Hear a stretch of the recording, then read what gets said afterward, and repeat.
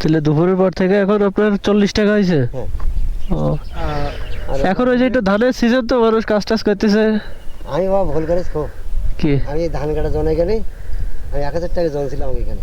1000? 1000 টাকা 800 টাকা 1000 টাকা জন তাহলে তো আপনার ওইটাই ভালো ছিল। কাটা মানে 10 টাকা কাটপা গুলো এই ধান 10 পা একটা 100 টাকা কাটা 10 টাকা দিয়ে 1000 টাকা আর বানবা জালি দেবা 1000 টাকা 100 টাকা কাটা তাহলে তো বাইনি জালি দেবা 1000 টাকা।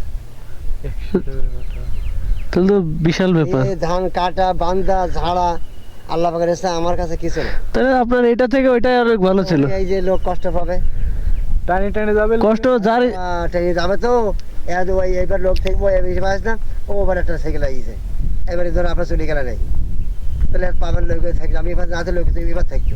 হ্যাঁ।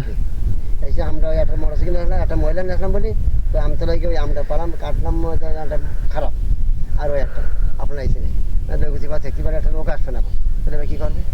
এবার তো আপনার দিনটাই শেষ। তো ওই তো সেই জন্যই ওই যাত্রী ওখানে 10 দিনই কামাই হইতো এই মানুষ এসে বকাবকি করবে ভোগান্তি পাবে।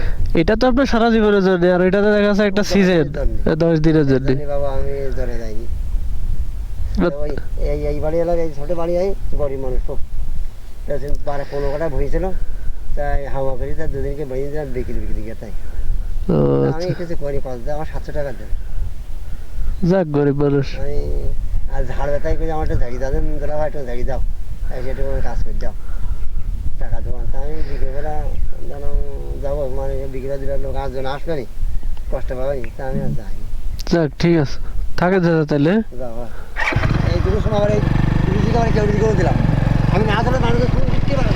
হ্যাঁ